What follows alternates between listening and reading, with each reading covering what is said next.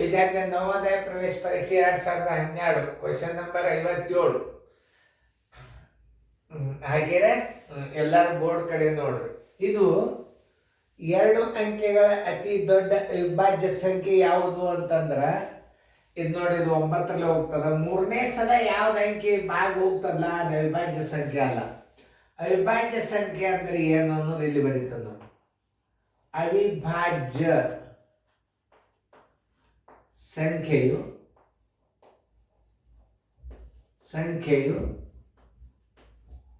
ಒಂದು ಹಾಗೂ ಅದೇ ಸಂಖ್ಯೆಯನ್ನು ಬಿಟ್ಟು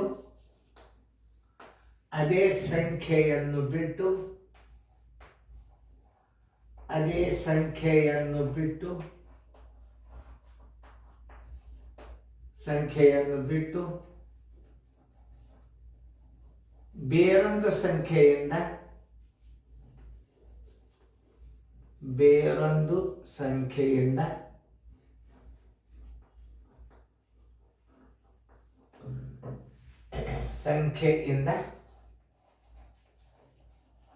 ಭಾಗಿಸಲ್ಪಡುವುದಿಲ್ಲ.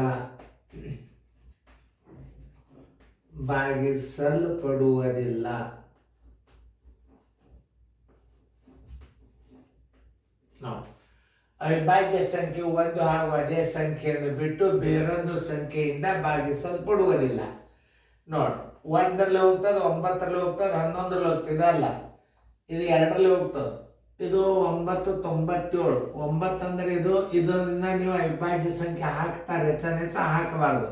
13 7ರಲ್ಲೇ 91, 7ರಲ್ಲೇ ಭಾಗ ಹೋಗ್ತದೆ ನೋಡ್ರಿ. 7ರಲ್ಲೇ ಭಾಗ ಹೋಗೋದು ಹೆಂಗೆ ತಿಳ್ಕೊಬೇಕು? 91 ಅದಲ್ಲ, ಈ ಕೊನೆ ಅಂಕೆ 2ರಷ್ಟು ಕಳಿಯರಿದ್ರಾಗ 2 ಅಂದಲ್ಲಿ 2 ಎಷ್ಟು ಉಳಿತು? 7 ಉಳಿತು. 7ರಿಂದ ಭಾಗ ಹೋಗ್ತದಿಲ್ಲೋ ನೋಡ್ರಿ, ಹಿಂಗೆ ತಿಳ್ಕೊಬೇಕು. 91 ಭಾಗ ಹೋಗೋದು 7ರಿಂದ ಹೆಂಗಂದ್ರೆ 7 ಅಂದೇ 7 0 ಬಂದ್ಬಿಡ್ತದ. ಹಿಂಗೆ ತಿಳ್ಕೊ. 7ರಿಂದ 91 ಭಾಗ ಹೋಗ್ತದಿಲ್ಲ, ಹೆಂಗೆ ತಿಳ್ಕೊಳ್ಳೋದು ನೋಡ್ರಿ. ಕೊನೆ ಅಂಕೆ 2ರಷ್ಟು ಇದ್ರೆ ಕಳಿಯರಿ 7 ಬಂತು, 7ರಲ್ಲೇ ಭಾಗ ಹೋಗ್ತದಿಲ್ಲ ನೋಡ್ರಿ, ಇದು 7 0 ಬಂತು. ಶೇಷ 0 ಉಳಿತು ಅಂತಂದ್ರೆ ಅದು 7ರಿಂದ ಭಾಗ ಹೋಗ್ತದಂತ ತಿಳ್ಕೊಬೇಕು. ಅಂದ್ರೆ ಅತಿ ದೊಡ್ಡ ಅವಿಭಾಜ್ಯ ಸಂಖ್ಯೆ ಯಾವುದು? 97. ಉತ್ತರ ಸಂಖ್ಯೆ ಸಿ.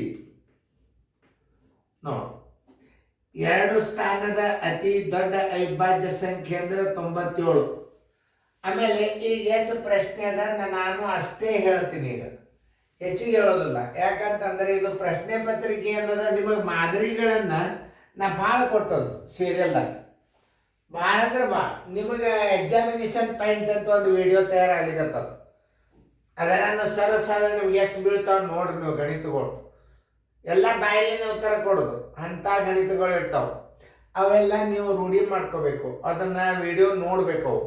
ಇಂಥ ಎಲ್ಲ ಅಂಕಿಗಳದ್ದು ಇಂಥದೇ ಒಂದು ಸಣ್ಣ ಲೆಕ್ಕಗಳದ್ದು ಒಂದು 100-200 ಗಣಿತಗಳು ವಿಡಿಯೋ ಇರ್ತಾವೆ, ಭಾಳ ಸರಳ ಇರ್ತಾವೆ. ಅವೆಲ್ಲ ನೀವು ಲಕ್ಷ್ಯ ಕೊಟ್ಟು ನೋಡ್ರಿ. ನವೋದಯ ರಿಸಲ್ಟ್ ಮನ್ಯಾಗ ಕೂತ್ ಮಾಡ್ಕೋರಿ, ಬೇಕಾದ್ರೆ ಕೋಚಿಂಗ್ ಹೋಗಿ ಮಾಡ್ಕೋರಿ.